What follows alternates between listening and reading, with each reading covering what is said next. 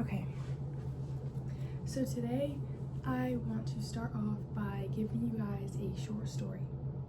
So if everyone would just close your eyes and kind of try to imagine that a teenage girl is so excited that she finally has technology products and access to social media apps. Now imagine that this same girl has found herself on a very interesting chat room with someone she thought was her age. This person would then go on to convince her to flash the camera with her webcam. Little did she know, this person, who would later be found out to be a pedophile, was recording her every move during this interaction and would use this footage to sextort her over a few years. Sextortion is a serious form of blackmail where someone threatens to show a victim's private and sexual materials, which can be in the form of explicit photos and videos. So unless the victim complies with their various and continuous demands, these videos will be made public. And this girl tried to go along with the request because she knew that this person knew who her family was, how to contact them, because they made that known to her. And sadly for her, despite her many efforts, the video was still distributed. Everyone at her school knew about this. It was distributed all over. It was a worldwide thing. It was a very high profile case. So this really took a toll on her mental health and well-being, and she even had to move schools, and this didn't even help. Ultimately, sadly, she did end up taking her own life, and the bullying still did not stop even after she had passed away. This was the extremely high-profile case and real tragic story of Amanda Todd. So cyberbullying is a big issue, and it has been around as long as social media has, and researchers have actually found that experiencing cyberbullying has increased the risk of thoughts of suicide and attempts 4 times more likely. Sorry, I'm just trying to skip the slide here. And this was a study done by Reynolds. And also, according to the National Institutes of Health, almost 9% of young adolescents have reported being the target of cyberbullying. And according to Brown Health, there is a report that indicates the average teens between 13 and 18 spend about 9 hours on social media each day, with tweens ages 8 to 12 having about 6. This does leave a lot of room for worsening mental health, potential cyberbullying to occur, and body image issues, because they are spending a lot of time online just looking at a screen. So let's change the slide here. Okay, and then today I'll be talking about social media and its negative impacts to hopefully persuade you guys just a little bit to limit your time on there. By the end of my speech, you will have learned some pretty valuable and important information that should turn you away from consistent social media usage to live happily and more stress-free. Okay, let's go. Okay, and then this kind of goes with kind of the first story we were talking about. This is a picture of Amanda Todd, and this is kind of just us going over some of the stuff. Okay, and then yes, I do know how fun it is to have a phone and be on social media apps. My screen time is not even something that I would like to discuss because I know it's pretty bad. So I know I would be a pretty good advocate to speak on this topic, because I do know how bad it can get to be scrolling endlessly, doom scrolling late at night, everything like that.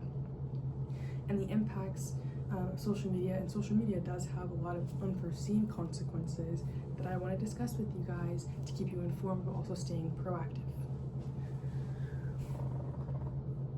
So yeah, we are just going to be talking about some of those impacts today. Okay, now we're kind of going to go over a little bit of the Mythbusters section. So like facts versus fake. So this is kind of the main one that I've heard a lot, because this is kind of a controversial topic to speak about. But some people would say, oh, I'm fine, I'm not addicted to my devices or social media, I'm not even affected with this. People usually think it's people who already have some type of mental health issues going on already, but the truth is this could happen to anybody. And studies have actually shown that even moderate, which is average, like usage, can influence your mood, stress levels, sleep, and well-being, and as well as your own body image and self-image. Okay, the next one is social media has nothing to do with poor mental health. 41% actually of teens with the highest social media usage have reported having a very poor mental state, and this was with a study by the American Psychological Association. So the same thing with the other thing I'm going to say, which is about 10% of the highest users of social media have reported feelings of suicide and wanting to self-harm within 12 months. And that's the same study. Next thing I have is this graph on cyberbullying actually. So this kind of goes with the Amanda Todd case as well, but this was with a study by the Pew Research Center, and they have found that about nearly 6 in 10 teens have gone through some type of bullying or harassment online, which has lowered their mental state. So I kind of picked some of the highest ones, and this was mostly through name calling, getting sent explicit content, and certain rumors. So those are kind of like the highest ones on that graph that you'll see here, wherever I put myself, because I recorded this separately. But this is really a big issue that will only continue to worsen unless something is done, which is trying to start with the first step of limiting our usage. So that's kind of mostly it for the graph. It's just the biggest section of that is with the harassment and cyberbullying, and that is around the 59, and the rest of them are around the 30s. Okay. Next one. Okay. So down below here, I have a picture of Eugenia Cooney, which is a YouTuber, and she is someone that has battled an eating disorder for a good amount of years, and it's sad because she's had a lot of influence on her young fans because of how tiny she is. They want to get kind of small like her.